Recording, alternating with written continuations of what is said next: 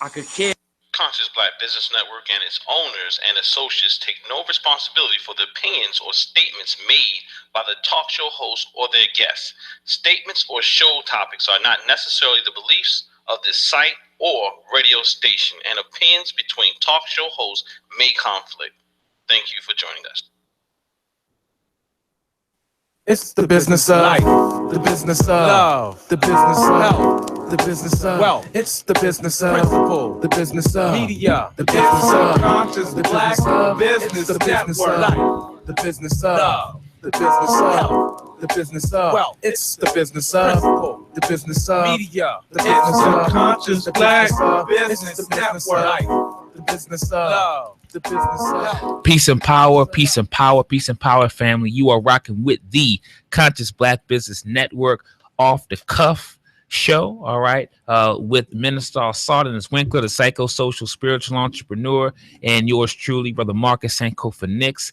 We have yet again another special show for you this evening.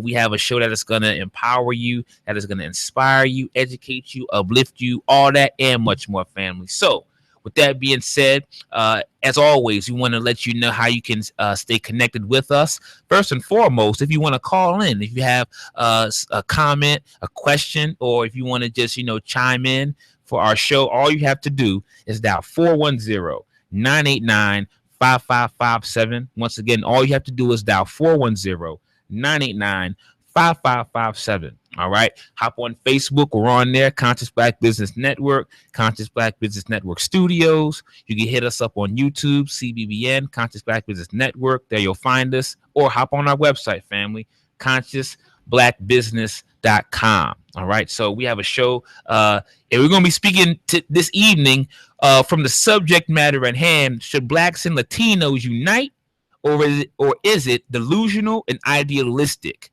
All right.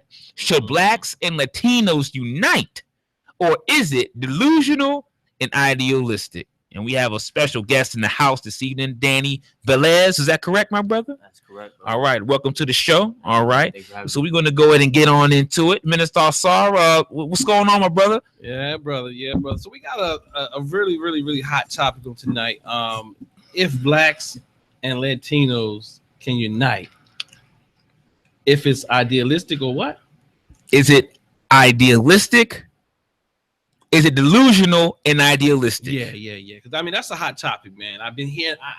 I've been hitting and missing. I've been seeing a lot of things going on around this very topic recently, man. So I was talking. My brother Danny. I met him by way of Facebook. He's hit me up several times, and we've been going back and forth. And I saw a video from Dr. Boyce Watkins, and he was speaking about Blacks and Latinos, or and there's a whole other plethora of things. I'll talk about some of my ideas of what Latino is and what African American is and all this type of thing. But I just want to get it started off right, the show started off right. And I want to say, brother Danny, how you doing, brother? I'm blessed, man. Are you blessed? All right. How you feeling? I'm feeling good, bro. I'm blessed to be on the show, man. Thanks for having me, bro. All right, no problem. Thanks for coming on, brother. Brother coming all the way from York, PA, coming up in Beemore City in the thick of things, I'm trying to say. So that's cool. What we're going to do, though, I want to play, I want to play a video, and it has a commercial. Lord have mercy. It has a commercial to it. I didn't want the commercial to come on, but let me see what I can do. Is that Boyce Watkins video? Yeah. I wanted to play that Boyce Watkins video to get it set, get this thing set, but I'm going to let the video go off, and then I'm going to, I got this. I don't have it planned, but it's going to play through, and I'm going to let it play now. That's not, you know what that problem is? Because I'm looking at myself. That's the problem. All right, so we're going to play this Boyce Watkins clip, family. And he's in a car, and the name of Dr. Boyce Watkins' video is "Do Latino People Dislike African Americans?" Do Latino people dislike African Americans? So let's get this clip in. This is a sister in the car with him and her son. I forgot her name. I don't know if she's. I don't know. She sounded like she was famous or something. I don't know. Twirling. I think there may be something about. Oh, there we go. Now we got our signal. So this is Dr. Boy's family. He's driving. Yeah, we were in the car and we were were just debating the George Lopez thing and what that means in terms of the relationship between the Latin community and the Black community. So I was sitting here with Miss Michelle Martin and George Lopez. Jay I don't even know nothing about that. and Johnny Ortiz. So the Ortiz brothers, along with the Ortiz mother, and Miss Spark It Up, we were having a really good conversation about the relationship between the Latin community and the Black community. Now I'm gonna tell you what, when I grew up, my parents never said anything to me about disliking anybody from the Latino community. I was always kind of given this impression that we were kind of in the same boat together. We all, would get along. But then I keep hearing from all these people that there are a lot of people in the Latin community that don't like Black people, which makes sense really when you think about the way colorism kind of works around the world. Darker skinned people get less respect. Somebody says, as an Afro-Latina, I can tell you that most white Latinos hate anything Black. Wow. Okay, somebody's asking, where are you? We are in Los Angeles. We're headed to, can I tell them where we're headed? Or should I not mention it? Okay. I can't. I have to tell you guys later. Okay, so, Michelle, what is your take on the way maybe the average of the Lopez thing? Well, I think what a lot of people don't know is that, or you should know, I'm trying to understand why you don't, that Hispanics really in total don't like Black people. And she's right, and it's really I about guess she would call herself Latino. color of your skin. And like I was explaining to Boyce, if we were all in this car and all of our skin color was the same, and we were all white, regardless of what race we were, we'd all get along. But the minute you put some melanin in someone's skin, then that person gets the shaft, right? He gets kind of pushed because you associate Black with whatever is not good, right? And that's what they do. So even though their skin is not completely white, they still feel like they're still lighter. So they still feel like they're better. And that's like a reality, for the Hispanic community. And that's even within the community itself. So you have really light-skinned Hispanics who don't like darker-skinned Hispanics. So at the end of the day, I don't know if it's all the way about race, but it's absolutely about the color of your skin. What's funny to me is I don't really get this idea. It's so funny that you have people from the Latin community that will come to the U.S. and register themselves as Caucasian. Because it's easier. Because I'm just cracking up because I'm like, the white man he sees you as a nigga. So how you going to be Caucasian? Like, Right. the Caucasians. America as a Caucasian. It actually is true. It's true. Historically, immigration policy has been set where more white people are allowed in than Black. That was a deliberate strategy because they were like, we got too many Black people. We need white people to kind of balance them out. So, that's just the reality of it. So if you're a Hispanic girl, like I'm Hispanic, I'm Puerto Rican, and regardless of what race within the Hispanics or whatever, what ethnicity, you're not allowed to bring home someone Black. And if you do, you just catch all kind of shit about it. Right. And so some people are even ostracized, like their parents don't speak to them, their entire family doesn't mess with them. And that's just the reality of it. And anyone who has dated any Black guy or a Black girl who has dated a Hispanic person who has a racist family, like, knows all about it. Like, it's not a secret. So what George Lopez was saying is true. Okay, so that is that. All right, so that's the end of that clip. I'm going to take that down. So that's that's the end of that clip, family. That's Dr. Boyce Watkins, and I can't remember the sister's name. I think, what's her name? Something I can't remember. But nonetheless, so what do you guys, brother Danny, what do you take from that, man? I mean, just being Hispanic, I mean, I can only say that it's true, man. Especially in the older generation, I feel like the newer generation is a little bit more accepting, but the older generation comes from a place where, I mean, just knowing the history of Puerto Rico, that's what we were taught. You know what I'm saying? That, I mean, the Black people are either inferior, whatever the case is. I mean, we all know what is said about people with darker skin. skin color and stuff like that. So we're programmed in that type of way, and I know it for a fact. I mean, just from hearing somebody, I mean, either one of my family members or some people from the church and stuff like that. I mean, it's true, man. Okay. Okay. So what's your background, Danny? I'm Puerto Rican. I was born in the Bronx. We moved to Puerto Rico, so I was raised in PR until about the age of 10, 11. So I'm Puerto Rican, yeah. Okay. So you identify as Puerto Rican? I identify as Puerto Rican, yeah. Okay, cool. So what's your take on the video you just listened to, Brother Sankofa? Well, what it did was it reminded me colorism is definitely a reality. Colorism is a reality, and there's a young lady who I happen to know. She's Puerto Rican as well. I know her family, I know her children, and we were speaking the other day. She was saying how when she goes back home, she was born there, but for most of her life, a good portion of her life, she's lived in the United States. But she says when she goes back home, she's reminded of the colorism, and she's about your complexion. But those who are darker than her, they feel some kind of way about her, like they kind of carry and treat her like she's uppity, or like she's like her nose is turned up, you know, and they try to make it. She says that she gets people respond to her as if, you know, she carries it as though she's conceited and stuff like that. And so she said even her family, she said she's in the middle. There's some darker siblings and some lighter siblings, and she always remembered those lighter siblings getting treated better, and her always getting compared to her lighter siblings, and always having that standard of trying to appeal and measure up to her lighter colored siblings. So that's what that reminded me of. Okay. And she's from Puerto Rico, and she was telling me that, so I thought that it was interesting to hear her perspective. Okay, thank you for that. You know, it kind of confuses me, right? Because because even talking to Danny, right? Danny shared with me that.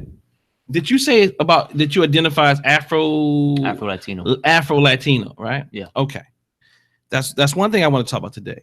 Another thing that I picked up from that video is that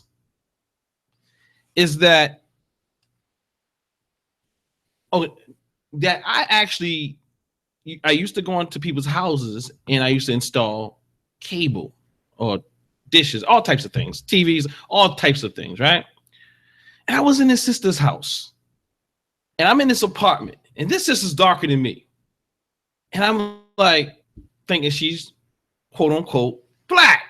Now, of course, black is a term that was created just like everything else, Latino. But this sister said, no, I'm Puerto Rican. I'm like bugging, like, right. You're a black Puerto Rican, right? No, I'm not black. I'm Puerto Rican. So I'm Latino. So hearing this, I see how loosely the words are thrown around. And I also know that there's some negative connotation to even the word Hispanic, because some don't describe themselves as being Hispanic, because Hispanic means that you have been conquered, because they went into Haiti and that was the island of Hispania and so on and so forth, right? And that would denote that you have been conquered.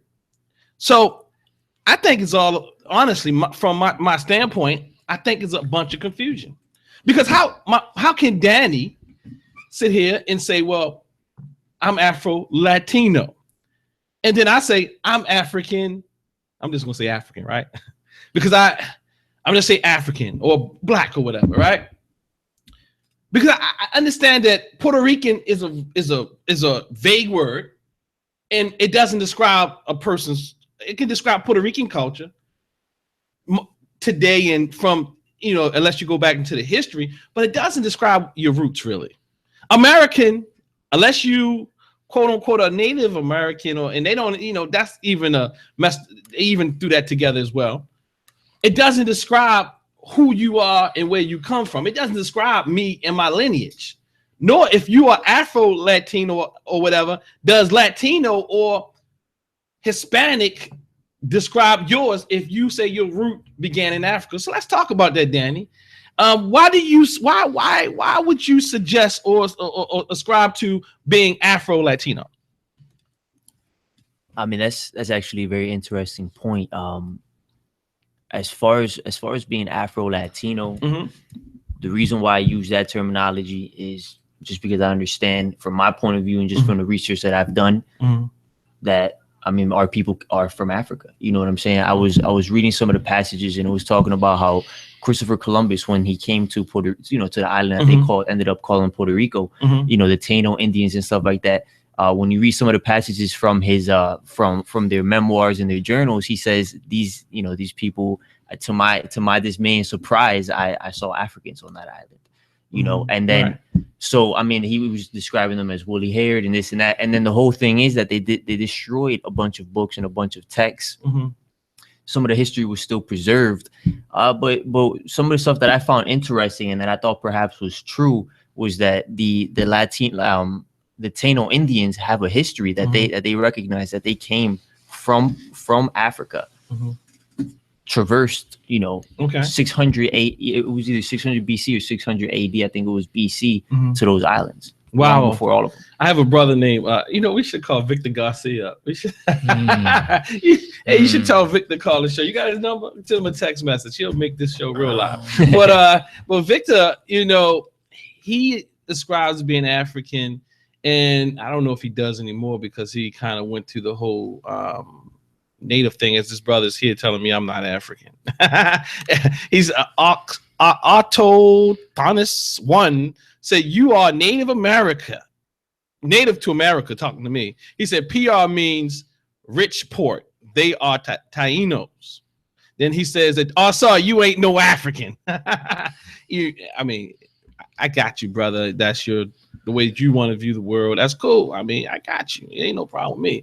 But so you subscribe to being African, Afro-Latino. Right. Are there any Latinos that are not Afro-Latino? I mean, it just the situation gets a little bit hairy in the sense that I almost feel like there's some blacks that are not even necessarily that we would call African. I feel like the what we call African or black, or when we go back to our roots, is really it's almost like a spiritual substance that I feel like we're talking about. I think that, I mean, that's kind of where most of my point of view is at. It's almost like a spiritual substance that we're talking about. What do you think about that right there? I'm trying to figure it out. So you said, so it's a spiritual thing, right? So explain. What are you saying, Danny? What are you saying, man? You get the people are trying. What is he saying? People are wondering what the heck is Danny saying, right? Yeah, Danny. What are you saying? Are you saying that it's a spiritual thing? You can be anybody and you can be from any place and be African if you spiritually connected. Is that what you're saying? See, but that kind of opens it up. It's kind of weird, man. I guess where I'm getting to is almost like so our roots come from Africa, but I guess what I'm talking about is almost kind of like the melanin, like the spiritual, and I'm not just talking about like the skin. Yeah, I got you. What's on our skin. I'm talking about like the melanin in our blood, like the actual spiritual context that we come from. Okay. I don't necessarily think that anybody can ascribe to calling themselves, African or whatever the case is. But I mean, I believe that in this day and age, I don't know, man. I mean, I'm pretty sure that you've seen it in the case where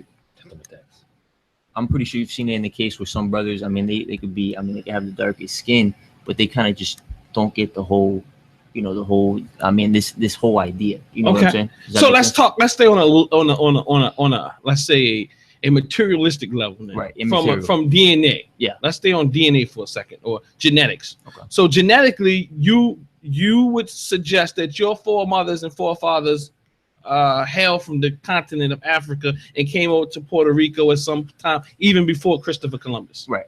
That's what you're saying. As far as the history that I've learned. So what do you think about it? Because you saying so is the history that you learned. Do you think you got any mama Africa up in you?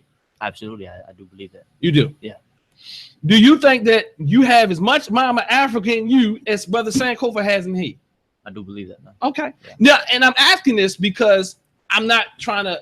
I have cousins that's as light as you, if not lighter than you. Right. Right. Who has? Well, when I had hair, my hair was pretty much probably. I had a couple more waves. You gotta put your wave cap on, brother. I do. But man, look, listen. But yeah, I mean, my hair wasn't much different. Right. I mean, I had, so what I'm trying to say is, I understand that we come in all hues, right? Especially with all the things that happen and so on and so forth. But you absolutely, what is that? The police? It's fire department. Fire department. Sirens. Okay, yeah. So, causing fires out here. but nonetheless, you feel that you are African. Right. So that goes to our question. So what is this thing about? Because I mean, I hear you sometimes say black, right, and then I hear you say Latino. right. And then, so what does that mean to you? Because to me, that is confusing. You say black, and then you say Latino. Right. So to me, that would denote there's a difference. I mean, that's. I guess. I mean, I really don't even really know how to necessarily answer that question, except for saying that I guess we do sometimes get confused with the whole linguistics. Oh. Yeah. So it's honest. So it's not something. It's just part of what. So from from what's going on with you, you're writing down what mainstream society has kind of put in us. Not necessarily, because I'm looking at it at the standpoint that, I mean, for me, it's kind of like it's almost kind of like the same thing. Black and Latino, in essence. Because what I mean by, because when I use those words, the way that I'm using it is interchangeable. When you're using it. Right. See, but then that's why I say it's confusion there. It because is when you go to Spain, you can call someone what? I mean, we don't even deal with Spain, man. Well, Spain hates us. Yeah, I know. But can they be considered Latino? No. Can they? So only people who have been enslaved can be considered Latino. I mean, just this brings up an interesting point to me, because I've been using the word Latino, and I don't really even like the word Latino. Just being straight up truthful. I'll be honest with you, too. I don't like it either, because it denotes the whole Latin origin. I just never really knew what type of word to use. So are you sure people in Spain don't use Latino? I'm pretty sure. I mean, they might or might not. Because I've seen some very white people like from over Europe looking places say, I'm Latino. They might be using it, man, honestly. Because it's pop. Right. It's hot. Right. You got some salsa. We got a little this. We got a little that. We got, it's fair. Right. They're denoting with the whole culture. Right. And I'm not trying to be stereotypical, because I know. No. I mean, it is what it is. That's part of this. That's part of the culture and stuff. Right. We got J-Lo. So is J-Lo, from your standpoint, Afro-Latino, or is she white? Because I don't want to say, what is this? What is J-Lo? Now, because she got a big butt. She do got a big butt. Right? Excuse me, wifey. I was gonna say the same thing. No, but it's interesting, because I mean, when we get into the whole media thing, I mean, I don't even want to sound too much like a conspiracy theorist. Oh boy. But I do get into the whole conspiracy a little bit. You do? Yeah, I do. We beat up on conspiracy theorists on here, but go ahead. No, I mean, I do get into the whole conspiracy thing. I mean, I do think that J-Lo has the essence in her. Right. The essence, not the assets. What do you mean by that? Let's not talk, we won't talk about that right now. Okay. Essence. Yeah, she has the essence. African essence. Right. Because I just think that that's what probably made her such a perfect symbol to take her and manipulate her image for women. Let me get on the camera. You can pull it back too if you want. I mean, I just think that that's probably why they used her, because she has that essence in her. Okay, the African essence. Right. But I mean, I don't know her personally, but I think that she does have the essence, and because of that, she's used symbolically, kind of in a conspiracy way to, I mean, whatever it is that she represents, may it be like sex symbology, I mean, whatever it is. Okay. So you don't like the word Latino? I don't necessarily like the word Latino, man. What about Hispanic? I don't like Hispanic either. Now, I mean, obviously, we the way that the system is set up, that's how we categorize. So what do you like? That's interesting, man. I've often, I mean, the word that I kind of go back to is indigenous peoples. Indigenous people of where? Right. The earth? Who knows? Man? Puerto Rico? To me, this is a mystery. America? You don't know. I mean, like I said, it's the way that I think about it. Indigenous people, I kind of go back to the whole spiritual essence. Got you. So who is an African though? Who is it to you? I mean, right now, just logically, an African is somebody from the African continent. Does that make sense? No, I said who's not African. Who's not African? Yes. Or have African essence. I'm talking about where we can claim it from, even your spiritual level. Right. So, I mean, I would say most white people aren't African, man. Really? Yeah. Why? Why would you say that? So now I'm trying to stray away from either conspiracy or too much. No, you can do whatever you want to do. I want to know how African you are. All right, cool. Because and I'm doing this because I want look. If you say you Afro Latino or whatever, right? We need to talk about it. We need to understand what is that? Because right. I want the people to know what that is. And right. you say you're. Of course, we're using the word for the sake of conversation. Yeah. So you're Afro Latino, right? Yeah. I'm African, quote unquote, American, right? Or right. black. See, I see. If you believe that now, I don't know. What do you think about the word black? The word black? Yes. I mean, I think the word black is powerful. Are you black? I mean, I would say in the spiritual sense, I am black. Okay. Right. What does that mean? So, I mean, when we're talking about black, we're talking about melanin. We might be talking about like the triple darkness of space. We're talking about the essence. Mm-hmm. You know, the spirit. So who's not black? Like I said, I mean, just for the majority white people, man. What about Asians?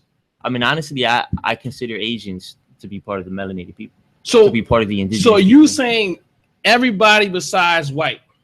For the most part, man. So are you saying because the whole thing is that all of us have suffered under the hand of this perpetrator. Okay, so I get you. Now, I think I get you. I'm not sure. All right. All right, because now when I think about Asians, right. Now I'm not talking about. I mean, Asians have gotten confused with the whole thing too. I mean, if you watch some of the Asian commercials, they're extremely racist against blacks and Africans and stuff like that. But some of the more primitive cultures of Asia and stuff like that. Like for example, I had one of my best friends in high school. They were from like this. His people, they're called Hmong. They were in China, and I guess they were into indigenous practices and stuff like that. Mm-hmm. They were pretty much kind of like extradited out of the country, had to create their own countries called Laos now and stuff like that. And their main religion was shamanism, which obviously is an indigenous practice of Asia, right? Of Asia. So anything is indigenous, you would consider a product of Africa, a part of Africa, a product of that. So what? Okay. So So I'm trying to figure out from a genetic standpoint. Yeah.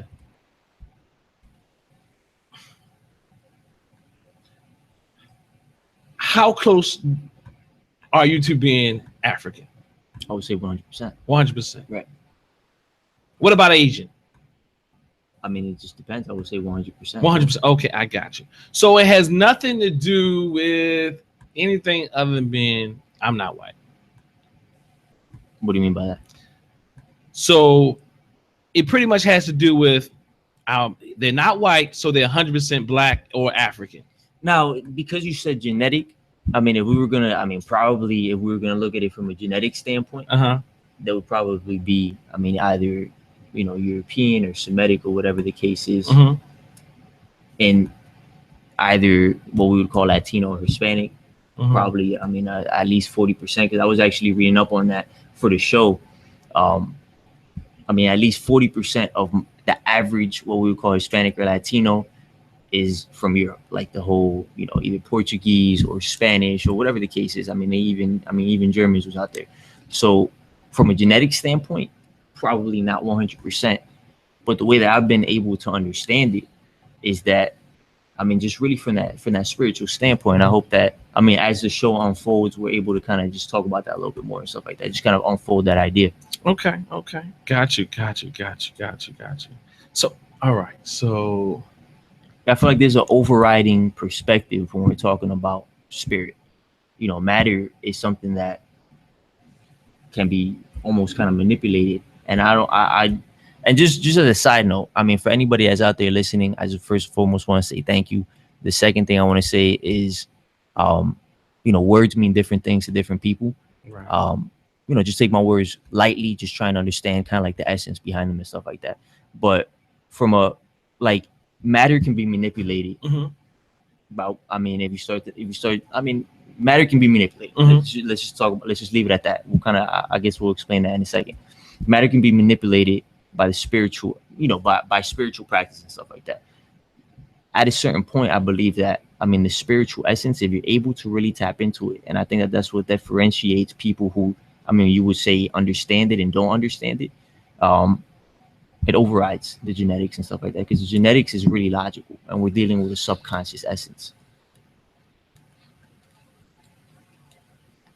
So with that, if we're dealing with a spiritual level and we go to the spiritual level, are you saying a white person, what you call a white person, can't tap into that same spirit?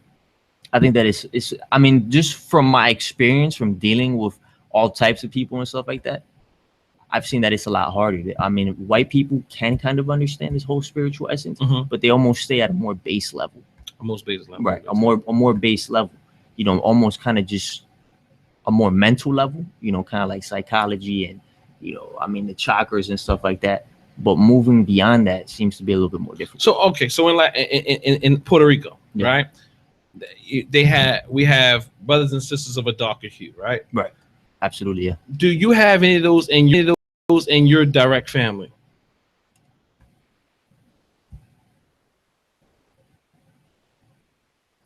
Yeah. For my mom, my grandfather, that's where we start getting a lot darker. And then my grandfather, that's pretty much it right there. And that's like from my mom's, if you go back a little bit, from my mom's. So from your grandfather, side, yeah. Your mother's lighter? She's lighter. Okay. Because her mother's lighter. Is that true? Her mother's lighter, yeah. Okay. So how dark is your grandfather? He's about as dark as Brother Sankofa. Okay. I got you. Yeah. Pretty black there. That boy got some melanin over there somewhat until he go to Africa or somewhere else, the Druids. But okay, so this is what I'm saying. So even because I'm gonna let you go into the spiritual realm. All right, we'll talk about that. We don't want to go there yet because we want to start off on Earth and then we want to put the ship up. We'll start talking about that later. Right, and then we want to talk and listen to some of our people, because the topic of the show, I want to keep in mind, what is it? So, should blacks and Latinos unite, or is it delusional and what else? And idealistic. And see what I'm hearing here, and I'm gonna tell you part of my conversation around this conversation. Right, okay. If you think you're black and I think I'm black, or you think you're like African or whatever, this, that, and I think I am, and all that type of thing, I don't want to get caught up on words. Right. But we understand what we're saying, right? Right, yeah. Where's the division? There's no division. What do you mean by where's the division? Because we said, what about George Lopez? What do you think about him? Once again, we're talking about an extreme case in the fact that I don't know anything about him, so I don't know much about George Lopez. When I was young, I used to watch his show, but I actually see. I didn't watch that clip, but he supposedly made like a racist comment. Oh, really? Something that was deemed to be racist against. You know what he said? I have no idea because I didn't watch it. I don't know what he said either. But once again, call us if you know. Let us know. Yeah, for sure. Once again, we're dealing with an extreme case of a celebrity. Right. I'm there. I can honestly say that, there's colorism everywhere. Right. And I'm saying that you're saying your grandfather was dark as Brother Sankofa. Right. My grandmother was as light as you. Okay. You understand? Yeah. So what I'm trying to say is, not only if you're on the spiritual level, you have a granddad. Right. Or is he still living? Yeah, he's still living. Who is as dark as Brother Sankofa. When I went to Egypt, what we call ancient, formerly ancient Kemet, or formerly Kemet, the Nubians, in fact, they have people look just like you. They have people look like him. And in fact, I was a Nubian when I went. I had hair then, because I had little curls. They said, yeah, you Nubian. You go there, they'll call you Nubian as well, because you had the little slick hair. They know it's not totally straight like white guys, Right. but it's got a little silk to it. Saying, Kofi, you just got a bald head. So they think I'm a Muslim, you know. But no, but when I had that's what they thought. But let's go to the line. Let's see what some of the callers have to say. They're still online. I'm just going to come to you. If you don't have anything to say, just tell me you don't. Baba Ben, Cleveland, Ohio. You got something you want to add to this conversation? Brother Sunlight? All right. I guess he doesn't have anything to say. Let's go to Fort Wayne. Fort Wayne, Indiana. Do you have something you want to add to this conversation? All righty. So I want to go past that line. We're going to go to West Palm Beach, Florida. I think I know who that is. West Palm Beach. You got something you want to add to this? How you doing? What's This good? is Brother Michelle Solomon. Peace, brother. How you doing, Brother Winkler? How you doing? And you from Haitian descent, like you said. Yeah. So you know on the other side of the island, from Haiti. Haiti, Yeah. and you know on the other side of the island, we got some brothers and sisters as black as that chair right there who would never say they were. Right. We have on the other side of the island of Hispaniola is the Dominican Republic. Mm-hmm. And basically, the Haitian and Dominican are the same people. Mm-hmm. Right. The same people. Mm-hmm. And there's a divide. Mm-hmm. So I would say that during the time of slavery, during the 1700s, the 1800s, slaves were dropped off in South America, like in Brazil, where you have Bahia, which is an Afrocentric city in Brazil. The slave was dropped off in Haiti, in the Dominican Republic. Slaves were dropped off in Cuba, in Puerto Rico. Slaves were dropped off throughout the Caribbean and in the United States. So basically, the Latin people and the African American people are basically the same people, Mm-hmm. same roots, same African heritage. We're basically the same people. It's just we've been taught by white supremacy to value white over blackness. That's what it is. So That's what it is. So with that being said, Brother Miche, and Brother Danny, it makes me think about this. If we're the same people, where does this divide come from? Where, I mean, I saw a show, Sarah Sutin Seti was supposed to do last night and said, it's an illusion. It didn't come out. You know Seti? Well, Seti got the same haircut as you got. Said, you know, Brother Sarah Sutin Seti said, he didn't say anything. His show was coming up that it's a illusion and it's bad for blacks and Latinos to come together. So if we're the same people, I'm trying to figure out if that is true, why are we saying this? Well, are we saying blacks and Latinos? Well, no, not necessarily black and Latinos, but that's another discussion as well. Okay. We already know. I think we touched on it earlier. These are labels, Right. 100%. right? And I mean, and the problem I have with Latino, however, is that it does, at least black almost goes back to the mother continent, whereas Latinos are, what is that? Right. Like really, like what is Latino? See, what I believe is that it's really just, I mean, when we look at it historically, I believe that it's 100% just a divide and conquer regime. If that makes sense. Yeah, if that makes sense to you. I just think 100% that it's a divide and conquer regime. You know, if you can divide, if you can divide a people, it makes it a lot easier to kind of manipulate them and put them at war against each other because they believe that they have these different labels. I think that when we look at a world before everything was, kind of Europeanized, our people had a deep respect for the earth. We understood that this is where we came from, or whatever the case is. Whatever the different ideas were that people had about the earth, but we all lived. We lived as one. There wasn't this whatever. I just think it's a divide and conquer idea.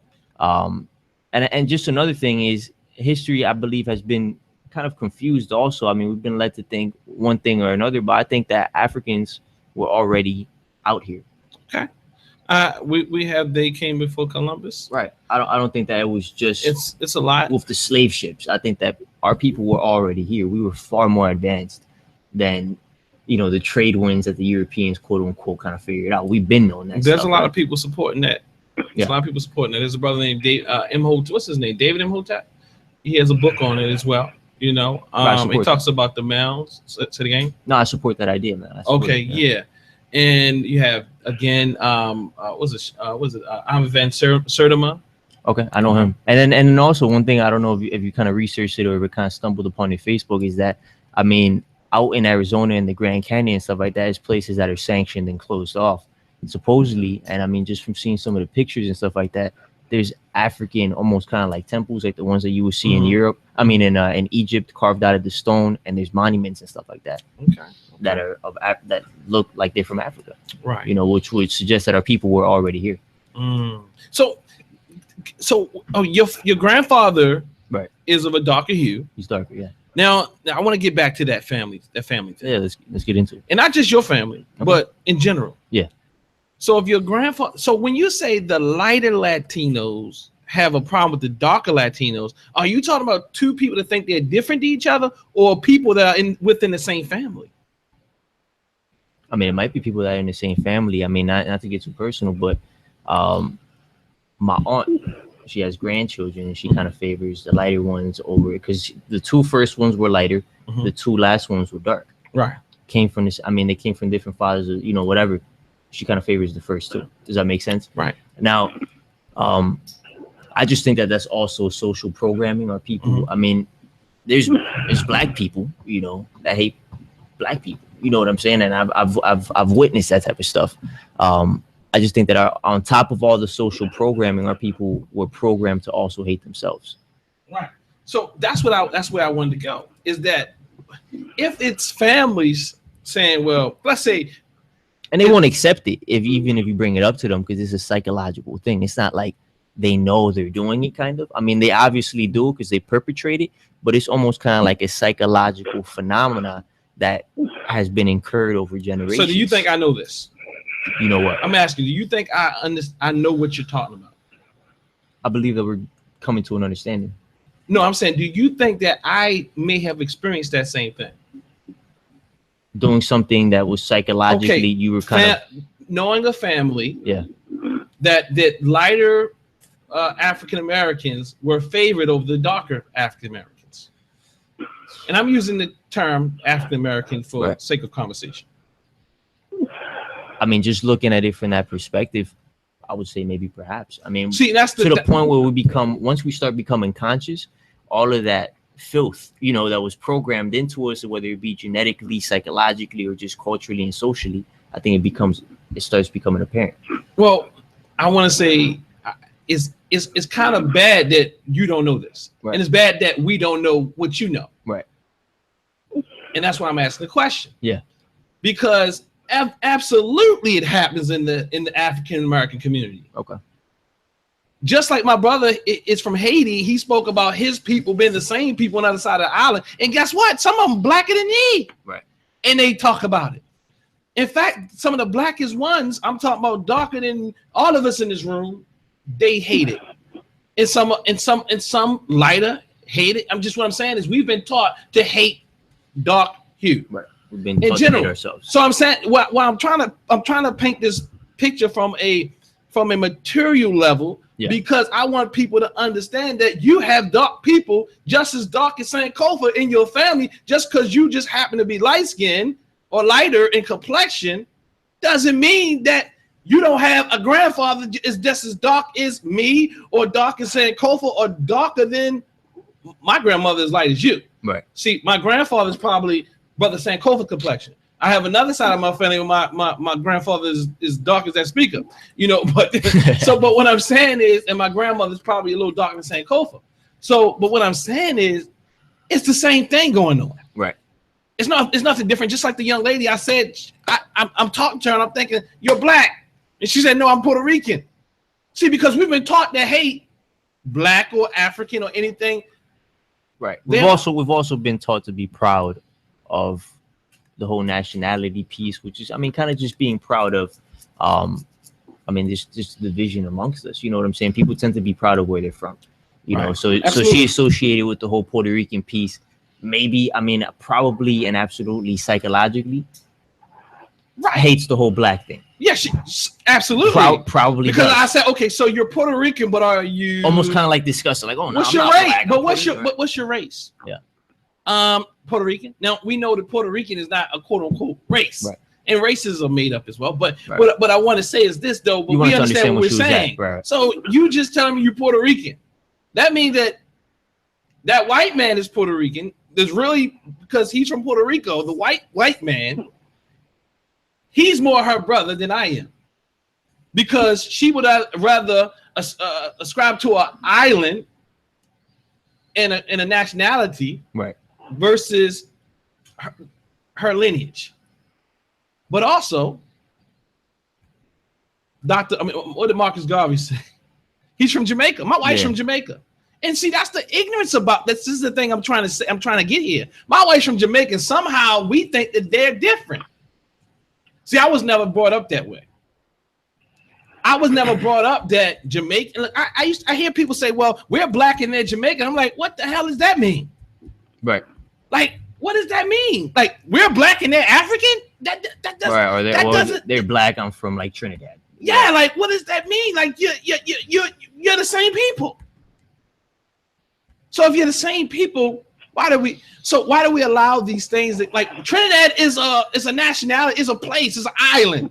Marcus Garvey said what, Sankofa? He said I would not I would never. They say, are you African or Jamaican? Yeah, he said I would never choose an island over a continent. Absolutely. Mm-hmm. I would never choose an island over a continent. All right, you're smart. Really smart. But let's do this. Brother Solomon, anything before we go on? Brother Solomon, like he's snoring over there now. But look. Yes. Basically, Brother Danny, what he was saying is true, that our people, the African people, were here in the New World before the European came. If you ever heard of the Fulton people that arrived thousands of years in Florida, and some of them were known as Seminoles, but they were here before the Seminoles, the Fulton people, and they came here before Columbus, before the European people were here, and they were here before the people who were called Native Americans, who derived from Asia. But the Fulton people, and there were Africans who came in the Caribbean islands, in Haiti and in Puerto Rico and in Trinidad, way before the European arrived. And what are we fighting? That is very true. My whole idea with this long little conversation here is to point out the picture that we are more closer. I'm talking about even genetically than what we even realize, because media has created. I mean, not media's propagating it, but the powers that be have created labels and just to weaken our existence here. Even in America, you come here and you can put down something called Latino or Hispanic. Now, that would say, well, if he looked like you said, Kofa, or he looks like Danny, or he looks like me, or he looks like, oh no, he's not black. In fact, I went to a school and I did an interview with a Hispanic, or what she identify as, Latino lady. Yeah, Latino Puerto Rican. That's what I was talking about earlier. Lady. We had a beautiful time, and she shared with me that when she see brothers and sisters come from Latin America, quote unquote, or anywhere else, and they come and they're darker than all of us in this room, they put white down. Right. Now, that's interesting because I was reading an article on that, and the way that that's set up, once again, just classic divide and conquer, the way that it's set up is for us to put white. Because I remember years ago when I was in school, high school and stuff like that, I would put white. You know what I'm saying? Because I would look naturally at the color of my skin. I'm like, I didn't know all this conscious stuff, and that's just how I was raised. Because there's no, I mean, with the whole race thing, Latino isn't a race; it's an ethnicity. Right. So you put what is your ethnicity, Latino, what is your race? You put white, You know what I'm saying? That's just how we're programmed. We're not taught that we're from Africa or whatever the case well, is. I'm saying that the people that we're talking about is as dark as this tablecloth. And they'll still put white because they come from this lineage. And just talking to you from the perspective of a kid that grew up in Puerto Rico and just knowing how the schools are set up, we're taught to idolize and praise the white man. Right. You know, I remember growing up in school, dressing up like Christopher Columbus, having carved, little cutouts of the boat. And we're talking about all this crazy stuff, just pretty much just praising our people getting slaughtered, murdered, raped. Socialization. Right. But we're praising, Victor da Gama and all these a-holes. You know what I'm saying? But that's just how we were brought up. Right. Conditioning. The pictures that they would have in the school would be of, gladiator type, white guys with flowing hair. None of us look like that. None of us look like that, but that's what was there. And then the whole Christianization in the smaller islands, I feel like religion is so heavy, man. It's like almost everybody is, Christian, or we have that white Jesus, whoever the hell that is, that we're kind of praising and idolizing also. So that's why I think that's why people put white, man. And plus, I heard there's also some benefit to putting white down. Right. But I remember thinking that there might be some benefit to that. But I don't care. Something has to be psychological. Now, I heard you, right? You was like, yeah, well, I might be a little close. I don't know. Even me, I turn my head and say, oh yeah, when you black, say they didn't got us so bad that we start looking at the other side of our hand. Oh, hey, I think I can pass. That's how they got us. Right. But this brother look like this. Hey, what's going on?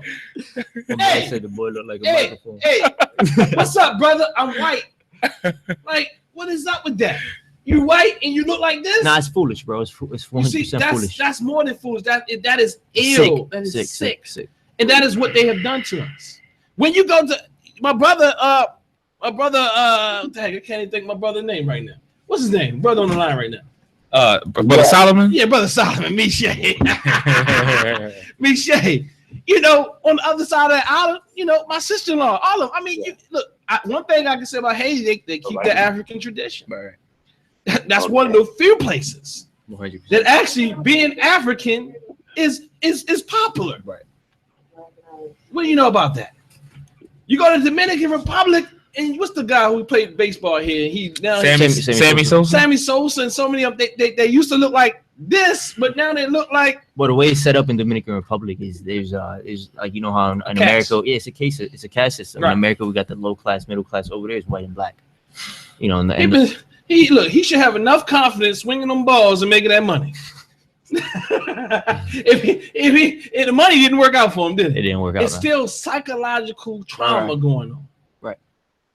Oh my God. I know even like in Africa, brothers, and I saw a video where a brother was talking about why he bleach his skin. It make me look so pretty. It make me look so, and it looks sick. And then you look at some of our brothers from Jamaica who are rude boys, who are bleaching that skin. Yeah. That's weird. Yeah. Man. And we don't look, and part of the problem I'm saying is that this whole colorism piece is heavy in African communities everywhere. What I mean is, like, I think it goes both ways. And I think we have to be cognizant of that. That just because now I'm lighter than you, don't mean you can't beat me up. I'm confident, right? Mm-hmm. I'm confident in my Africanness. So, but there's people even lighter than me. My mother's lighter than me, right? Lighter than me. And her hair is straighter than here. Your hair's got nothing in my mother's.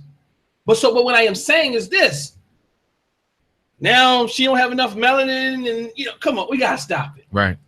So we take the same behaviors that our oppressors have put on us, and then we do it to each other.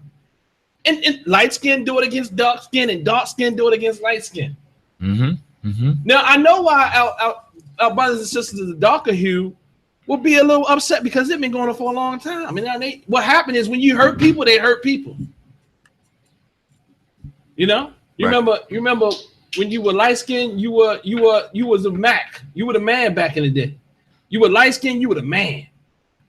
But when At some point, look what the brother said on the movie. It was like light skinned people coming back though. Light skinned brothers coming back though. I can't remember what movie it was. I can't remember. They coming back though. We Pretty Ricky coming back because after a while the Jordans became in style. Bald head, dark skinned brother. You see what I'm saying? I'm just saying we're beautiful in all our hues. Right. You see what I'm trying to say? And we are the same people. But nonetheless, I want to go ahead. I think we might have somebody from. Oh Lord, we got quite a few people on here now. Let's see who we got. We got if you want to call in and get on this conversation, family, call in 410-989-5557. Again, 410-989-5557. Let's go to I thought I saw somebody was here from York, but they're not here anymore. But let's go into Baba Asar, my father, and see what he got to say. Baba, what's up, man? Shem, what's up? All right, how you doing? Peace and power, Baba. Very good show tonight. And I just want to say, even in India, there's a big town for the bleach your skin. We can't hear you, Bob. You sound like you're running track. You said in India, they bleach your skin. I say even can you hear me now? Yes, sir. I say even in India, it is a big thing that bleach your skin. Okay, you yes, know, everywhere. Right, that's all over the world. Yeah. Yeah, it's like a caste system they have in India, and so to be successful or to be called beautiful, you have to be light skinned. Right. You know? And so the division goes all the way down, and I appreciate the brother coming on the show tonight and explaining that, because we had a show on not long ago when the brother stood up, for the didn't stand up at the national anthem, and they say he didn't have a right for the talk because he wasn't black enough. So what do the brother feel about that when people telling him that he's not black enough to speak for African Americans? You asked this question for Brother Danny? Yeah, I think he's asking me the question. So I'll just go ahead and answer it. So, I mean, honestly, just the way that I am, I don't really care. You know what I'm saying? What people kind of think. It is what it is. I'm confident in who I am. And I know that this is the truth. You know what I'm saying? Because just going back to that spiritual essence, you can feel it. I think that's what makes our people so special, that we're so spiritually inclined. We can receive this information from anywhere. You know what I'm saying? So, if somebody were to tell me that, I just really wouldn't care. You know what I'm saying? Okay. Bob, especially not coming from a white person. Right. Well, now, but the problem is that it's coming from us. Okay, so just coming from one of our people. Honestly, just depending on the situation, because obviously it depends if the person is, coming at me in kind of like a violent way, or coming at me in like kind of like a bashful way, or like kind of questioning me. I would just let it be. You know what I'm saying? People are at different points of understanding. A person like that, probably wouldn't. Not in a violent way, but just making general conversation. Just making general conversation. You don't have the right to speak for us at all. Okay. Right. I would just let them be okay with that point. I probably just the way that my personality and the way that I am is set up, I'm not too abrasive. It just kind of depends, but I would probably just let them be. People are at different points of understanding. I remember a few years ago, I used to be a hardcore Christian growing up. You know what I'm saying? And just I know this is a complete different topic, but just in a relative sense, nobody could have told me otherwise. It's up for that person to kind of just take that experience and understand it. As it unfolds, they may never understand. No, I think that your analogy or your metaphor, your analogy is perfect. Right. Because we don't understand how blind we are to a lot of things. Right. You don't know what you don't know. This becomes a new indoctrination. Yeah. That we are different, that we are not brothers and sisters, that, that we hate. Like, for example, I don't understand how we can be so mad at lighter skinned Puerto Ricans for hating darker skinned Puerto Ricans, and then don't realize that the same African Americans are doing the same thing. Right. So that's my thing. We're sick. Right. Just in general, we're sick. Don't take it out on one person because he doesn't or she doesn't know their lineage or their heritage. They just don't know. Right. You got what I'm trying to say? I think that the best thing to do there is kind of just take it as a self-practice of kind of just understanding and compassion. Our our natural inclination is to kind of get pissed off, or to get kind of irate with the whole situation. But I think that it's healthier for us to kind of just cultivate that and kind of just send out those vibrations of compassion and understanding. Because at one point or another, we've all been at a point in our life where we didn't have an understanding, and it blocked our judgment or our perception. Absolutely. Yep. And that's the type of thing I'm talking about. Right. And if we look at our people with love, with those loving eyes, I think that that's really what's gonna. I mean, like I said, just knowing the whole spiritual piece. You know how, I mean, vibrations just emanate. You never know what type of an impact you're gonna make by just deciding to say, all right, you know what, I'm gonna just be compassionate. Sometimes I'm an a-hole. You know what I'm saying? I don't know certain things. Right. So, and what ways may I be blind? I was tricked one time. I was deaf. I was dumb. I was blind. You know, I mean, I'm just saying, my homeboy, I'm just saying, I just want to kind of bring this thing that the title of this show is, Should Blacks and Latinos Unite? Or is it delusional? Somebody making some serious noise. Okay, is it delusional or idealistic? And idealistic. And the reason, let me put Bob on mute. The reason why I kind of want to keep going back there and why I keep bringing out points. I have a homeboy. Oh, that's Solomon over there. He eating a sandwich now or something. So I got a homeboy. Looks just like Danny. Named Jerry. Probably in the sun, he'd probably get a little tan. You know, I bet you he get one too when the sun. I get that. Right. Come a little bit more yellow. You know what I'm saying? So what I'm saying is, look just like him. You know, I'm just saying we're confused. Like, what the hell is black? That's my whole thing about even hitting colors for. See, but this is the whole thing. Even just looking at what we call the conscious black community, then we have so many different divisions. I'll be on Facebook sometimes, and I just gotta log off because I'm like, all right, so we got people who would consider themselves, you know, they do the whole Ephah thing, and then they do the Israelite thing, and then they do the Hebrews and the Nation of Islam thing, and then here's this and here's that, and then I'm from Kemet, and I'm a whatever Druid or what, I don't even know, man. It's just so many different things going on. And it's just a part of a cancer, a psychological cancer that has overcome probably, I mean, the entire world, bro. Just being honest, a psychological cancer to divide. Right. Almost kind of like a longing to be conquered. Right. And we're gonna move to the spiritual because Danny's itching, and I know he got some notes. I want to know what he want to drop on us. But I definitely want to just want to set this stage on that even genetically, we're the same people. You know, I mean, it might have been a Indian or two popped up in somebody more than other, or maybe somebody was a little closer to the slave daddy. You know what I'm trying to say? That makes us look a little different, but ultimately we're the same people. So this whole division piece on why I can't get with this community, I understand. Because if I want to use those same terms or not, so I won't link up with Danny and Danny saying he's African. I won't link up with those who say they're not African. You know, maybe I will. But what I'm trying to say is there's people who say they're not African all over the place, so they don't have African lineage all over the place. Not only Latinos, but also blacks in America. Right. You see what I'm trying to say? And some of them got afros that look like this. Mm-hmm. So what I'm saying is we can't be going by what we can't hold people accountable for their ignorance, because we have a lot of people that's ignorant. I have people in my family or I have friends right now. They're not dealing with no black. I ain't black.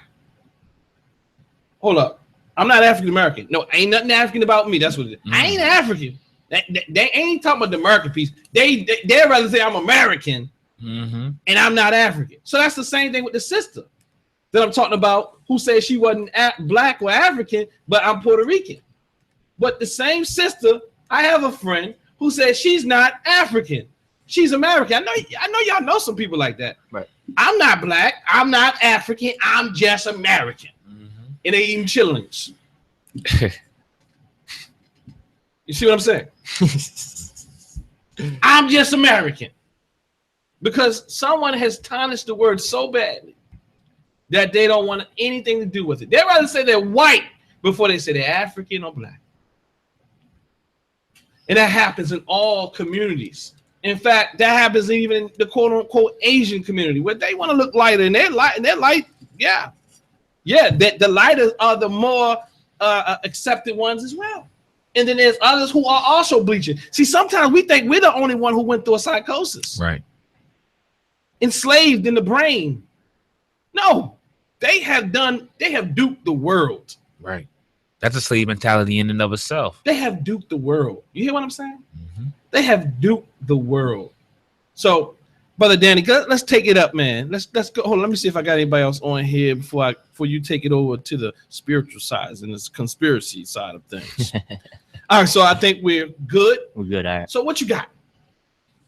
Well, actually, I don't have any notes on conspiracy or anything. Or whatever you want to talk about. What you got? I mean, just ask me a question real quick. Like, what is it that you're kind of wondering that's going on in my mind, man? No, I mean, we've been talking from a whole, let's say, genetic, materialistic. I know some people will come on here and they're gonna start going to the whole to the chromosomes and all that type of thing, you know. But look, whatever. But what I want to talk about now is that you're speaking about you've been itching. It sounds like to speak on this whole thing of African or Afro or blackness, Afro spirituality, Afro spirit. Okay. I just don't think that we can talk about being black or African without talking about spirituality. All right, so let's talk about that. Yeah. Well, so what you talking about?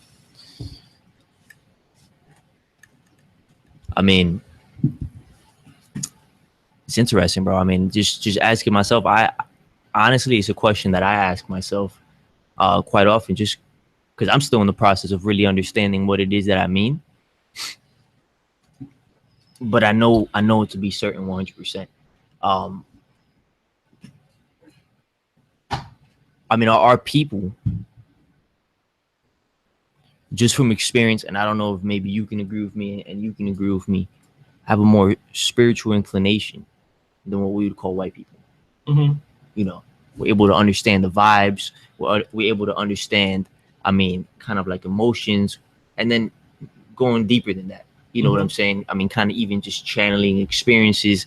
And I know some of the people that I have, you know, that are watching the show online, I've shared certain experiences with them, and they've shared certain experiences with me where they told me, I mean, just certain spiritual stuff. And we're kind of just getting back to the most, and I don't even want to say it's the most basic because it's actually pretty complex to understand it, but the whole melanin piece, you know, I mean, it's in everything. You know what I'm saying? It's a spiritual essence that is within us.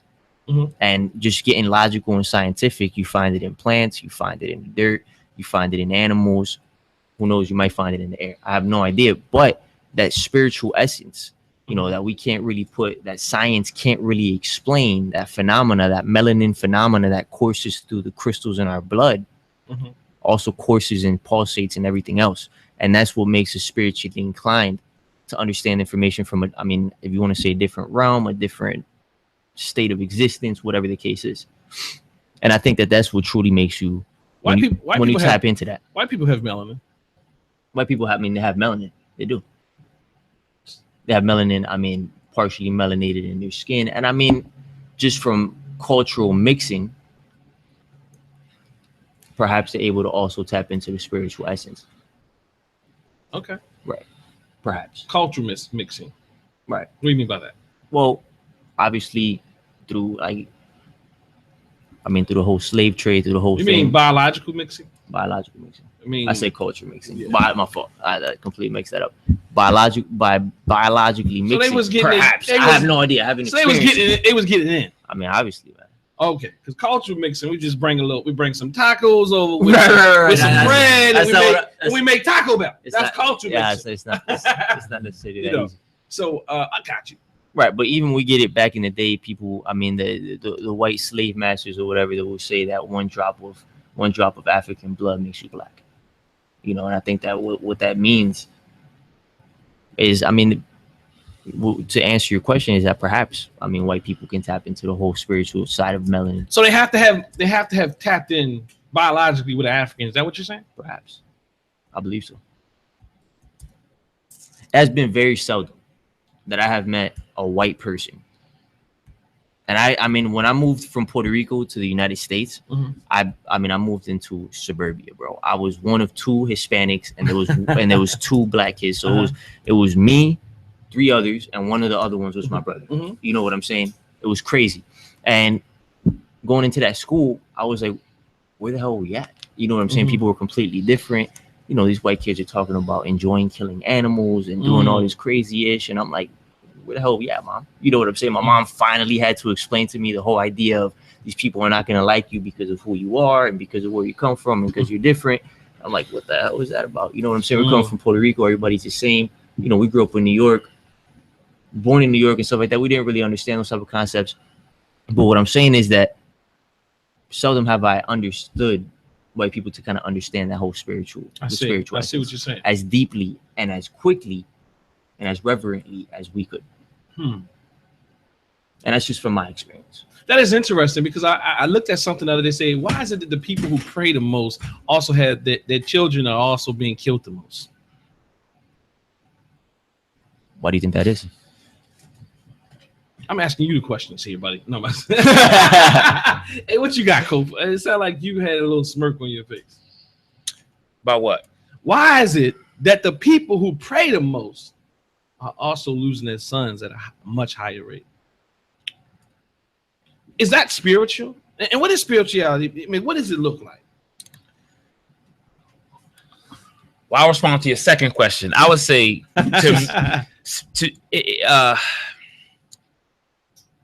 some would say it's hard to measure or quantify what spirituality is. Right. If I had to give it, if I had to speak to it on just a basic level, I would say a person can express their spirituality with their morality, with their character, their behavior. It can be expressed with understanding who they are, even to take it a step further, even perhaps on another level, your relationship with the ancestors, so to speak. Right. You know, you can cultivate your spirituality, you know, and there's different things you could do to cultivate that. Yeah, so that's what I would say spirituality is. Spirituality is very, very important. I'm about to get in trouble here. Why? I'm about to get in trouble. That's all. Why? I think that sometimes what we identify as being spiritual is pretty much is what we are culturally used to. Right. And also, I think that it's easier to what we call spiritual. Now, this is my own little hypothesis that people who have been hurt have a way of being really spiritual. And we've been spiritual. I'm saying we've been spiritual, what we call it spiritual, more than anybody. Just because we've also been hurt more than most. Right. And so we have to, you know, but now the thing is, I've been to some other communities, right? Now we might be talking about some part of suburbia, where they're doing okay, they're killing cats and rats. But if you take and you go somewhere else where they're around people like us, and they have, you know, or they're dealing with some situations, and they're having a spiritual crisis, you'll see some things that I think that would shock you. I think it's easy for us in the conscious community to say that other people have no spirit. I don't agree with that, honestly. That's just my stance. I know YouTube will beat me up. But I'm just telling you, I think that everybody has a spirit. I think it's how you use the spirit. And I don't think spirit is always good. I think spirit is how you tap into that spirit. Spirit can be used for good or bad. So, you know what I mean? So now this is my understanding of spirit. Now I've seen some white folks that I think that are spiritual, but I do know what we mean by spiritual. And I think we have had to tap into ours more. We had to tap into our spirit more. But also naturally from our climate, it just seems like we're more spiritual. So I got to go with Danny on that one. Right. But I don't think that means that other people avoid. That's just my own little opinion at this point in time in my development. I think other people can tap into it. I've seen them. I mean, I've seen people do it. But I'm talking about without us, give them something. You know what I mean? But I do understand what Danny is saying. I mean, the rhythm. Why do melanated people all over the world have more rhythm than the non-melanated people? See, and I think that's interesting because, I mean, just talking about it, the whole rhythm is one of the 7 principles or 7 laws of the universe as described by Tahuti, by the whole, if we're talking about like the whole Kemet mythology and stuff like that. Okay. 7 principles. All right, we're talking about the principle. I saw Danny. We're talking about the principle of rhythm. You know what I'm saying? That's Right. a universal law. So our people are ascribing naturally without really being too prescribed about it, naturally to universal laws and principles. And that's what I mean by our people being a little bit more, more spiritually inclined. Right. It's kind of like saying, let me not even go there. We have a sister on the chat board, Sun Sierra Manning. Sunsiri. Okay, you know the sister? Yeah, I know her. Okay, cool. Yeah, she says black people have more neuromelanin, which is that regulates the nervous system. Which regulates the nervous system and is present at conception. This type is responsible for picking up on people's vibes and communicating with God. This helps with rhythm as well and gives us more of a connection with nature. This connection with nature is why we had great respect for our environment, animals, and other people. Okay. All right. Thanks, my sister, for dropping that on the chat. Right. I would agree with that. Okay. So I don't know. Let's just keep moving forward. Know? I don't even know what I was gonna say no more, man. So yeah, I guess what was I gonna say? I was gonna say something. Yeah, I mean, I've seen white people on a personal level. On a personal level. Of course. Express or tap into their spirit at different times. I think some may say when you look at them on a collective level and you look at history and you look and see all of the atrocities and all of the things the heinous acts and things that have been committed and that continue to be committed, some may question their spirit, or the type of spirit they have. Because I know you said you could have a good spirit or a negative spirit. It can be used both ways. But yeah, I don't think that they're devoid of spirit though. They definitely seem to have an entrepreneurial killer Negro spirit. Yes. What you say they don't have that? Let me get on top by stepping on your neck spirit. Yes, that Darwinian dog eat dog world. Yeah, they definitely have that spirit. I wouldn't necessarily call that a spirit. You know what I'm saying? I would call that what? I mean, I would call that more biological, if anything. Biological. I believe that's the way that they're animalistic. Set up. That's animalistic, 100%. Vibrating from a lower level, and not even animalistic. That's when we think about it. I mean, animals tend to coexist pretty harmoniously, man. I mean, in nature. You ever been around some monkeys? I've never been around monkeys, man. I only understand nature as far as I've seen it. Chimps? I've never been around chimps, man. What about some orangutans, gorillas? They fight like hell. You ever seen some dogs? Right. That's a mode of expression, though. You know what I'm saying? I mean, and that's, I mean, they're living harmoniously within themselves. You think a dog has a spirit? That's an interesting question, man. I'm still asking myself to this day. I have no idea. I in a certain way, maybe. I do. In a certain way, maybe they have an essence inside of them. When that thing is dead, something left. Right. There's a certain essence. Your cat. You ever had a pet? I have a cat right now, man. Okay. You ever had one that died? No. It's something about that spirit you're gonna miss. Right. Yeah. No, I understand where you're coming from. It's something there. Right. So if it's evil or good, there's a spirit there. I mean, maybe we know how to coexist better. Right. Maybe we like Dr. John Henry Clark said. You ever heard Dr. Clark? Right. I have one of He these. says not so much that we better. We just been around here long enough to get it right. That was good. Then he also says that then also there's people that say there's a northern cradle and a southern cradle. White people have been they lived in this place where they had to survive and be savage. Right. Whereas we lived in a place that's more tropical, where we can just pick fruit off the trees and pop a banana open. We ain't had to fight because it was plentiful. Right, and if we're gonna go with that idea, that would make sense. That would foster the type of spirituality I'm talking about. Right. So maybe there's an ever abundance. We don't have to worry about anything. The mother spirit is naturally taking care of us, and we understand because of the natural phenomena going around us. Sirius rising or whatever the case is, we can start understanding the spiritual phenomena through the natural phenomena. Because what happens to us when we come here? When we come here, and we in, let's say you what part of New York? You say you coming from? The Bronx. You're coming from Bronx. Heavy pace Bronx. Heavy pace. Where everybody walking, everybody. I mean, even if you come out here, right here, you will see a whole different spirit than what we talking about African people have right here on this block. Because their environment calls for a different spirit. Until they wake up and realize this environment is not the ultimate reality, then they'll be stuck in that spirit where they will kill you as quick as possible.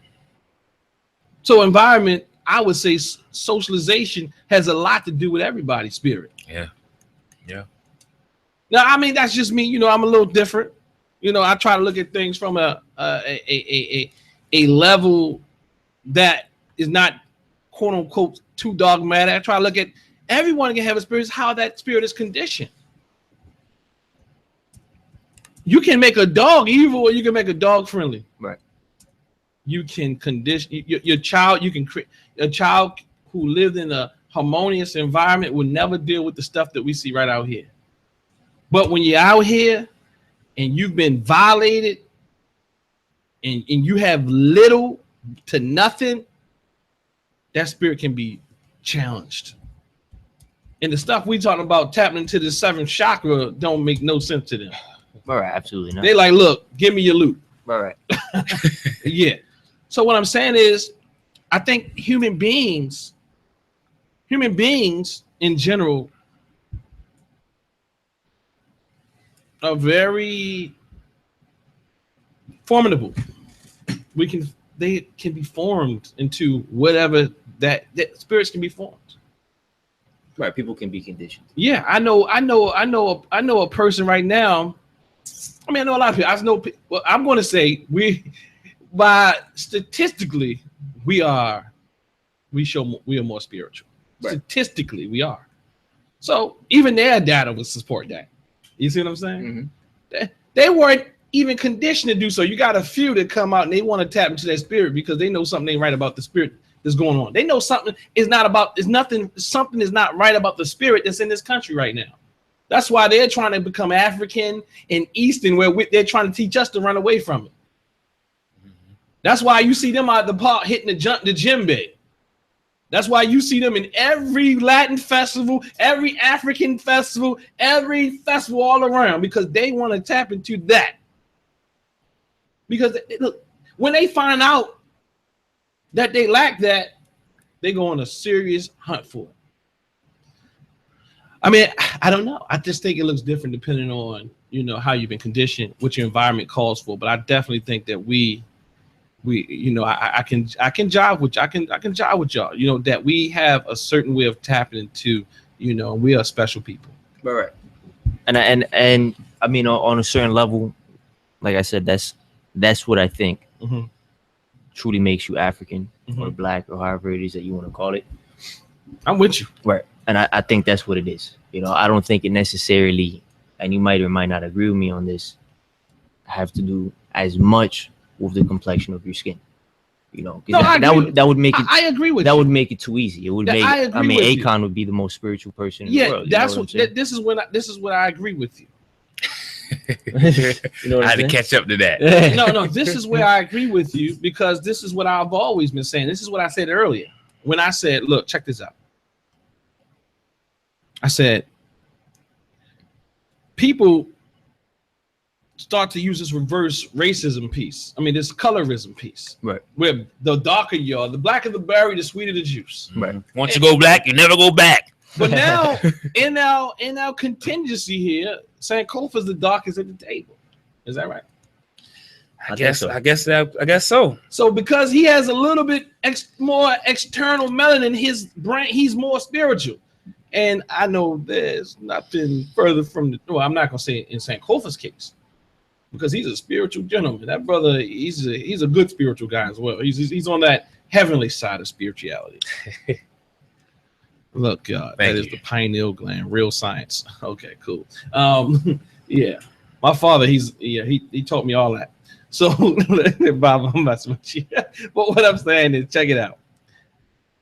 We start to use, that I am darker, that I'm better. We got to be careful of that as well. Right. Right? We got to be we have to be careful of that. Because I think we also got to be careful about being too accepting about, I don't necessarily want to say white people. But as history has taught, I just think we got to use discrimination in we're not talking about sense. We're not talking about white people now. All right, cool. We're talking about our people. All right. I definitely think we have to be very careful as it pertains to white people. History has shown that. Because we have been gullible long enough. Too long. Right. But when it comes to us, we begin, when the white man ain't in the room no more, we pick a new white man. In this room, you become the white man. I become almost there to Sankofa. So if you get out the room and say, I become that new white man. Sankofa in the room itself, the wall kicked the hell out of him because it's black in it. So what I'm saying, and it works the other way. Whereas you and I in the room, you lighter, you brighter, you better. If we ignorant. Both ways, I'm saying it's ignorance. Yeah. So I think we have to be careful of that. Yeah. I think that's what happens with this whole Latino thing. There's, in our minds, we have a prototypical Latino. And he, the prototypical Latino, what does that look like? Then we have the prototypical African American. Then we have the prototypical Jamaican. Then the prototypical African. And throughout all these different nations or cultures or ethnic groups, or whatever you want to call it, we have different phenotypical features throughout. Like, for example, as soon as you think Jamaican, I know first is some picture that pops in your mind. Even people tell my wife, you're pretty to be a Jamaican. To be a Jamaican. Wow. I heard somebody say something like that this past week. Who says that? Who is saying that? No, this is what black people say to other black people. Black person. Okay. What do you say you heard this week?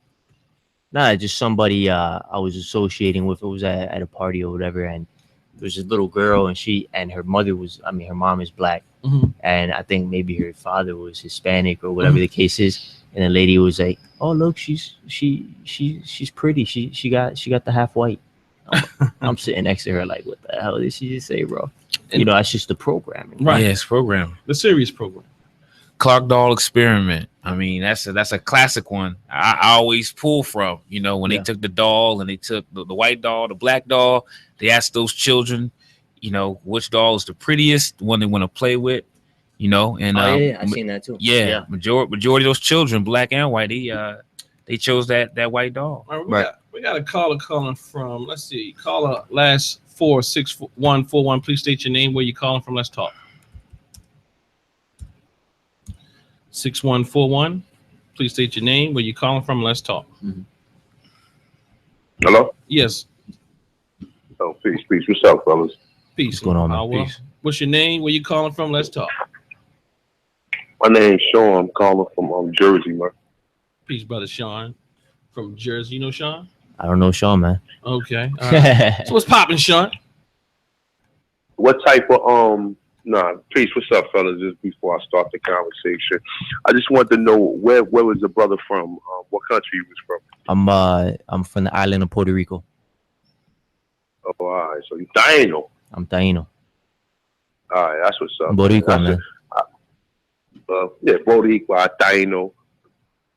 A lot of people don't know that's what Latino mean, right? Dinos. That's Right. why only the people from Cuba, the DR, and Puerto Rico are considered Latinos, right? Yeah, I guess the whole Latino things comes from the whole Spaniard thing though, because it's from those Latin nations. So if you were on there early, my brother said he really doesn't like that word so much. So I thought Latino always was Dinos. That's I mean that's interesting. I have to look into that too, as far as like the etymology of that word is concerned.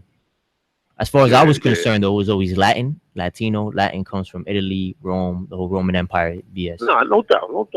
You know, I'm a more so yeah. But I have to look into that. You know, when you deal with my brothers, you know they know how to put some power on the words. Like I'm in Baltimore. You see what I'm saying, more? Hey, let me tell you something, man. Let me tell y'all something. I don't know what y'all know though, but you keep on thinking. I don't know why y'all think everybody in this country was slaves. Everybody over here was not slaves, bro. Right. And I'm gonna tell you something. I got pictures of Americans that's black people that look just like Africans. So all of us ain't come over here from Africa. Right. I don't believe that either. Okay. No, I'm talking. I got facts. I believe you, bro. The people I agree with you. From Haiti, yeah, was already there. Right. They did not come there on no slave ship. When Columbus got there, them same people was there. Right. It's in his journals, bro. He wrote about it. Yeah. No doubt.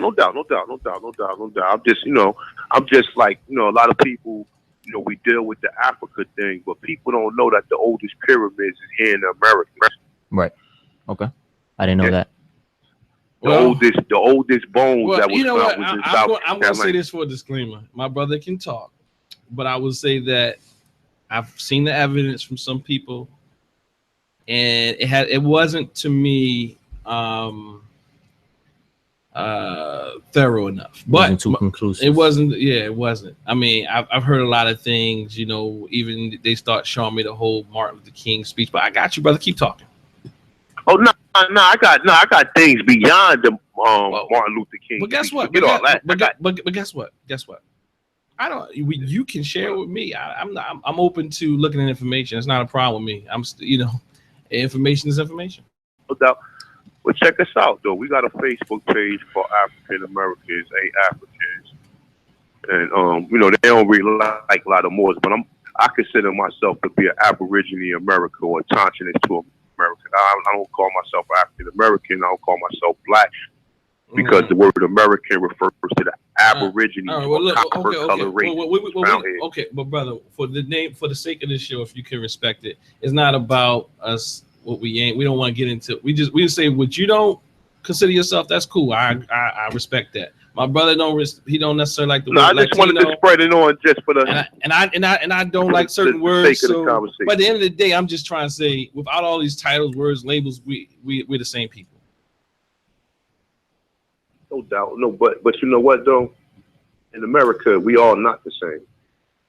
So I don't know. I mean, well, as as far as the programming is concerned, when we look past like the views of illusion that we place on our minds and on our psychology, then we are the same, but we're not the same as far as the conditioning that we have been taught over the past couple centuries.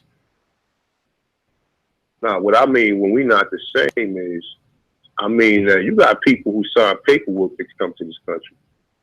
So we are all not the same in this country. Okay. We're not gonna get on the doctrine tonight. But thank you, brother, for calling in. No doubt, my brother. Y'all have a good night. Thank you, bro. Thank you, brother. Peace. Now, what I will say, bro, is that I do not believe that unification is possible unless our people truly consolidate themselves as individuals. I believe that the journey to unification is also the journey of the individual. I just don't think it's possible because a couple years ago, just thinking back 5 years ago, I'm 22 years old. 5 years ago, I was 17. That's really when kind of, you know what I'm saying, SHIT started hitting the fan for me, and I started waking up and kind of just realizing what I wanted to do with my life and who I was. And it wasn't until I kind of got into the journey of who I am that led me, down the proverbial rabbit hole of figuring out all this stuff. Up until then, what I labeled myself as, what I thought the world was, Mhm. who it was that I you know ethnically considered myself to be Mhm. akin to. Mhm. I mean, it's completely different from now, but it wasn't until I decided to go into that journey of self-transformation and consolidation, mentally, spiritually, physically, whatever the case is. Does that make sense? I just think that the first step, first and foremost, before we can truly unite, is to just undergoing a true healing, who is, healing of the self. when you say who before we, and who do you mean by we before we can unite? Who are you talking about? I just think that first and foremost, before we can unite as a people, as Blacks and Latinos, before we can unite as a whole, I'm talking about as a whole. I believe that we can unite. You know what I'm saying? People who have already passed that. I don't even want to say phase because I don't want to propose that we're better than anybody. But people who kind of just come to that understanding that we can unite. But as a whole, I think that the most preliminary step is to undergo a process of true healing. Everything else can happen. So when you say Blacks and Latinos and just indigenous people in general, and indigenous people, I'm trying. Are you saying, as you stated earlier, that you see them one and the same? Right. Yeah. So, as far as the views are concerned, it's still pretty thick that people at large consider themselves differently. Right. So at this point, what are you talking about? From which view are you talking? From Latinos as the views are concerned now, or as you consider it as one? What am I talking about as far as like unification? Right. Mm-hmm. Well, like I was saying, I think that as far as the views of all of this stuff of illusion is concerned, at large, people still think of themselves differently. Before these masses of people can unite and kind of just see themselves as one, I believe that the journey has to be almost kind of like a self-transformation, self-unification. Right. So what about Latinos and Latinos? Because I think right. And I was gonna say, I think that even before at large, blacks and Latinos and Latinos can even come together as a race, quote unquote. That, I mean, just the first and most preliminary step is the journey of self, because that's gonna lead you to understanding. Damn, you know what I'm saying? We're all one. What's the journey of self mean to you? So, I mean, I do have notes on that. Okay. Just because that's the thing that's most familiar to me. I mean, like the journey of self is kind of weird. It's almost like you're creating your own personal religion. You're really starting to understand who you are. You're going into this journey of understanding. I mean, the BS.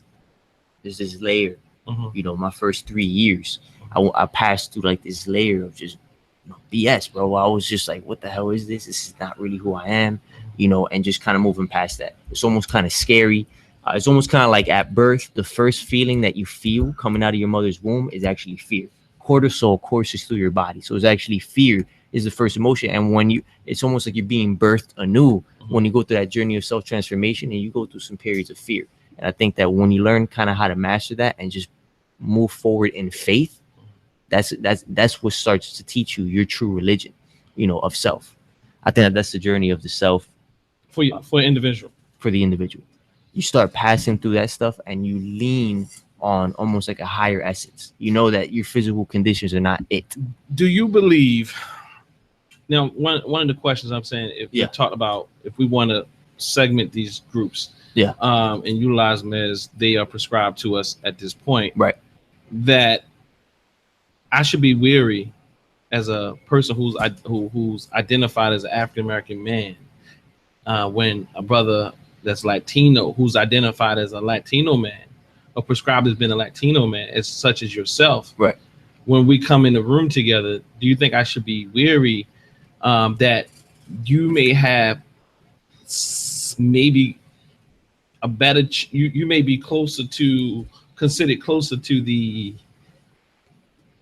enemy, in a sense? You have if we had a totem pole, and we know people look at totem poles backwardsly, I mean from a backward standpoint, that actually the bottom is the good place, but what I'm saying is, using in the general context that people normally use it in, that what we call African American and the people that we identify as African American being at the bottom of this totem pole that holds up all other, or just black or whatever, at the bottom of this totem pole, do you think I should be weary of one that is considered Latin American or Latino?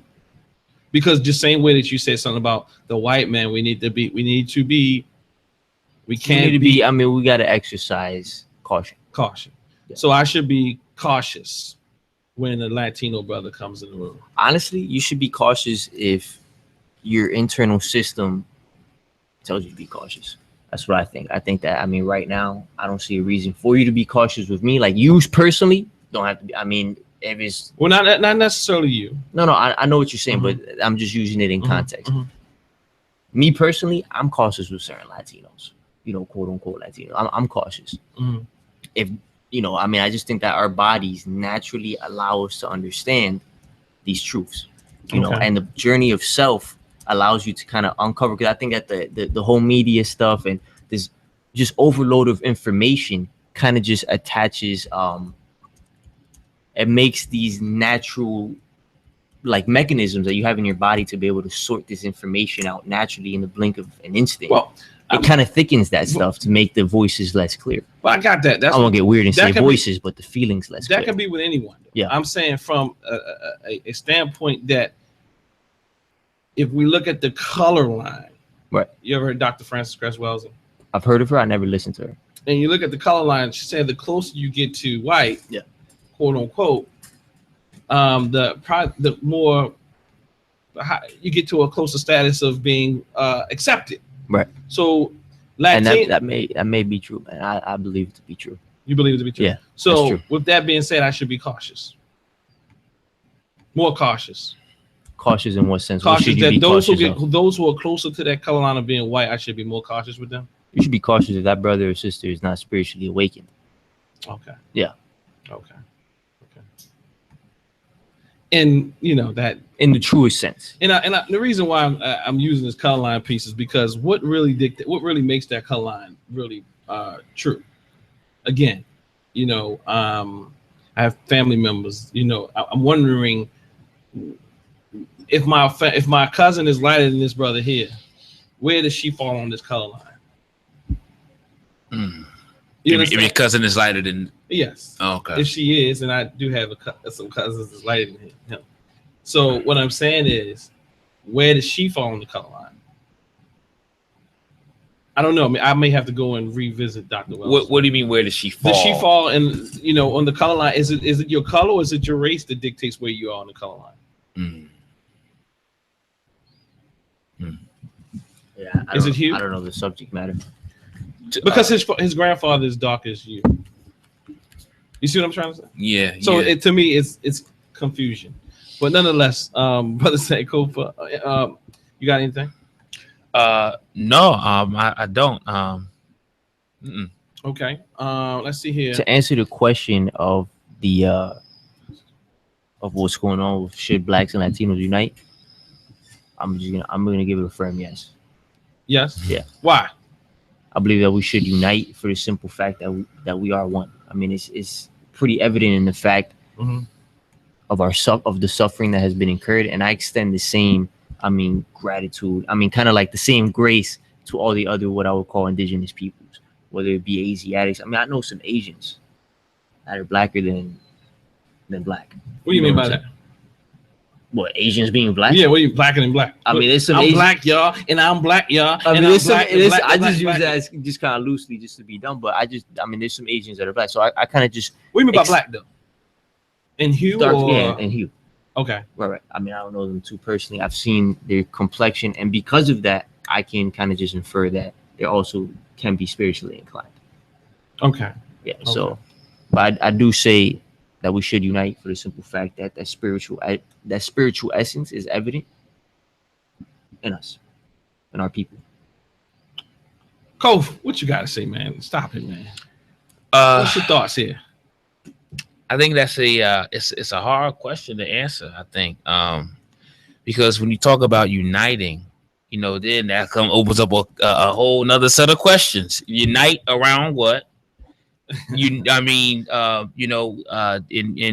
it comes to uniting, then you also say, well, what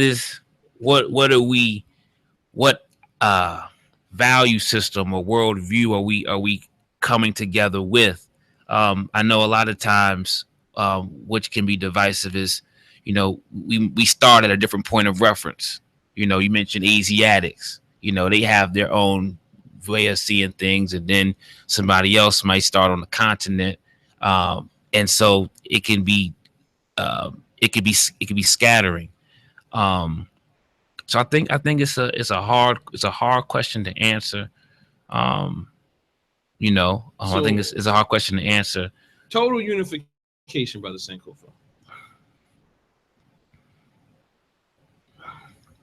What what do you mean total unification? Like, what do you say? Like nation building? What do you mean total unification? Everything. I would say yes, but I would say that my answer is not 100% finalized because in order for me to answer the question, I would need a little more clarity, understanding. So why wouldn't you? Why shouldn't they unite? I'm not saying it shouldn't. No, I'm asking you. It's both ways. So why shouldn't they unite? Because there's some ambivalence there. It must be some reasons why the ambivalence is there. I'm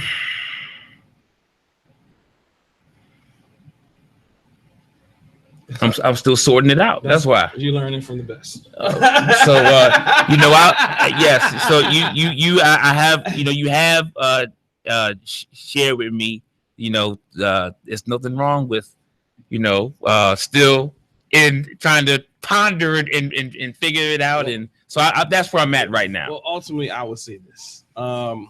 My own opinion on this thing, I'm not gonna share. But no, I'm just messing around. My own opinion is, I really tried to set this show up from the very beginning, and I went in for maybe an hour trying to allowing Brother Danny to share with you his lineage, not just from a spiritual level. Danny's a spiritual guy, okay? So, but I'm talking about from a material level, that his peoples look like our people.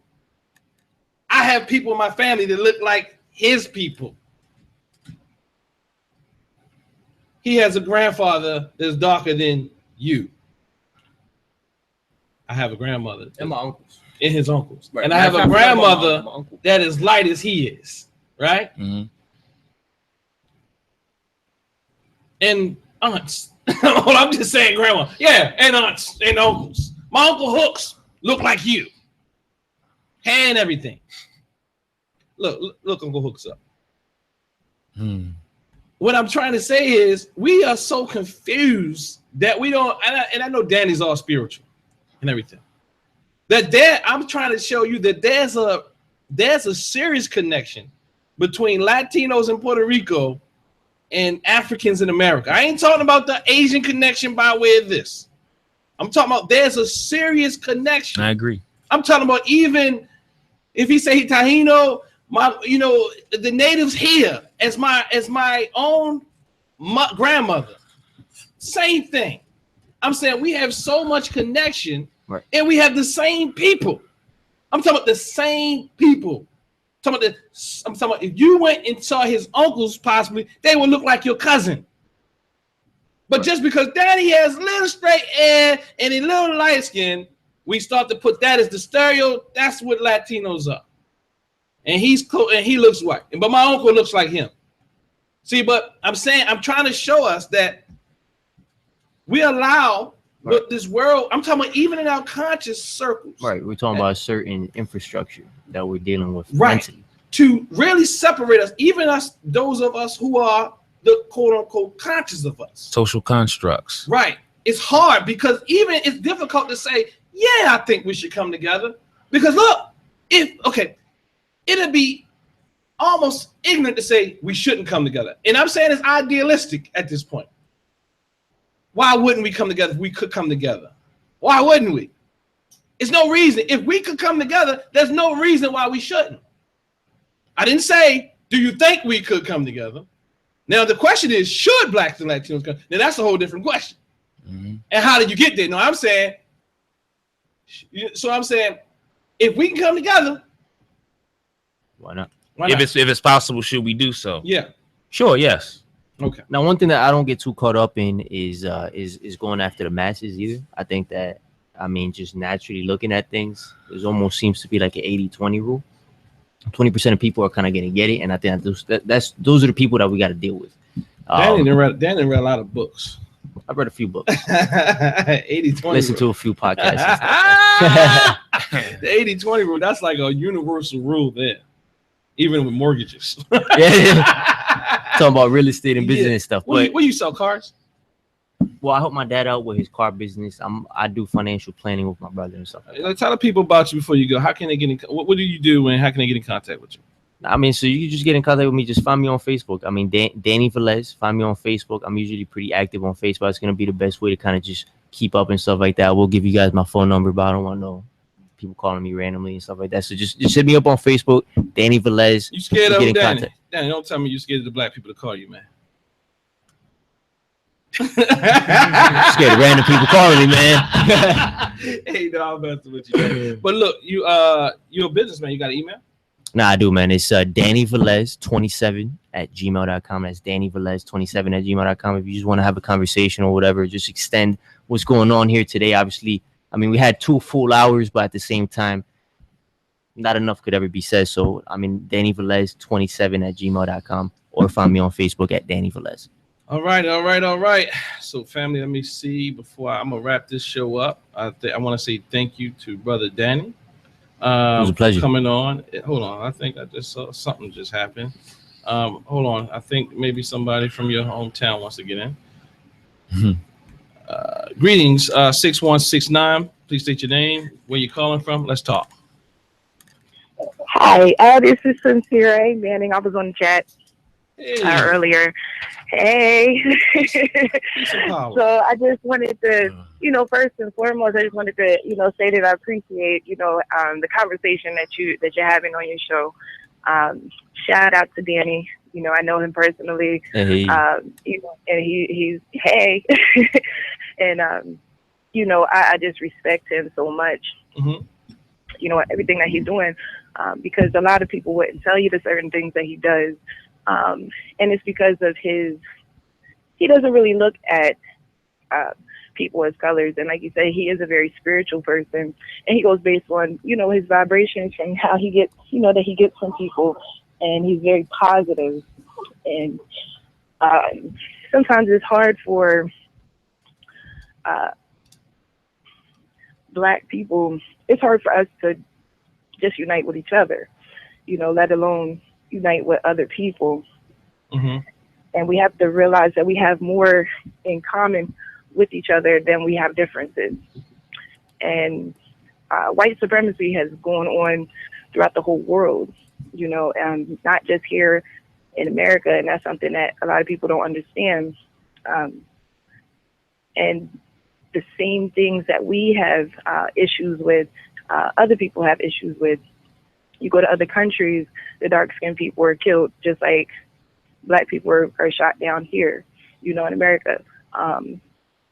There's always going to be people who get better jobs, on the islands and in other continents because they're lighter. And it's an illness that we all have to deal with.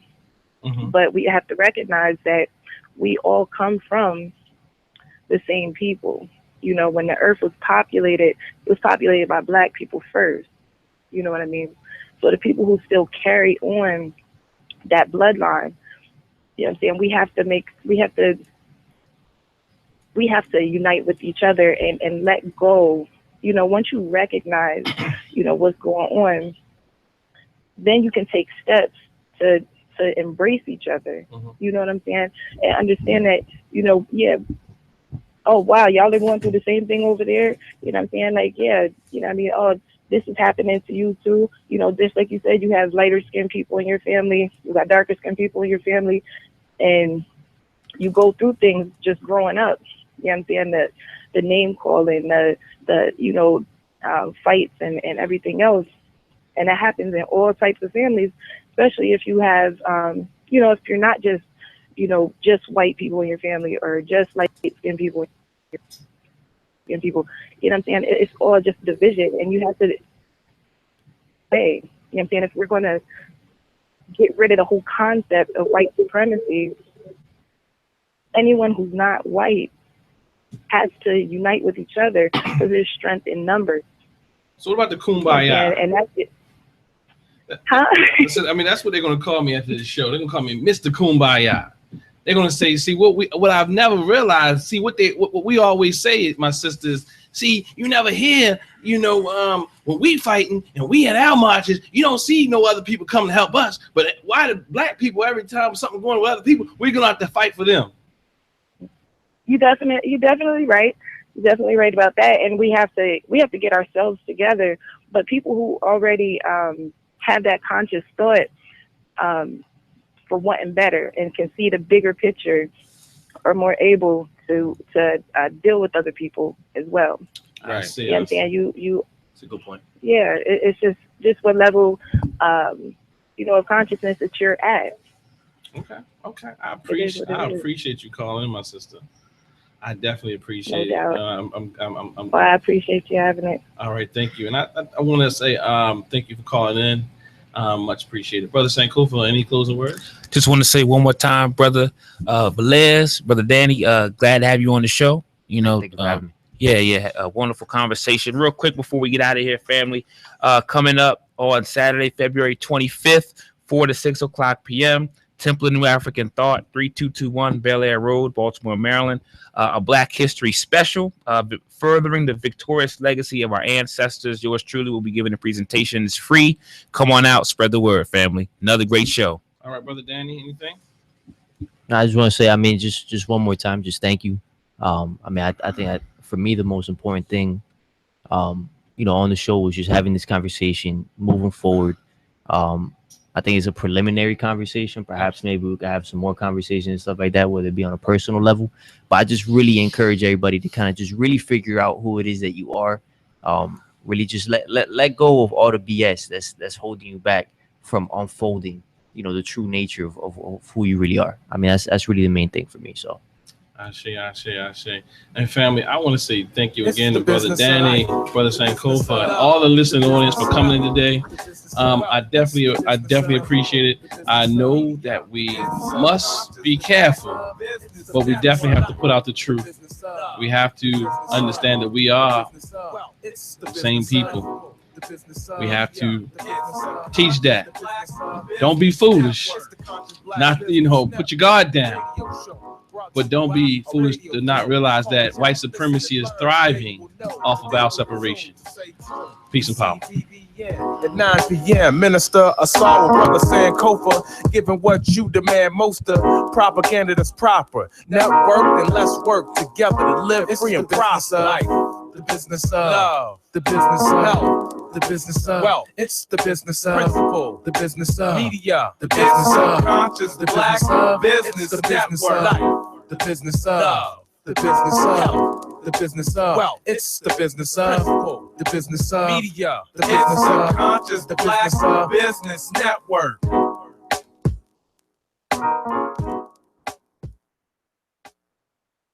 I could care less about your jewels and your necklace.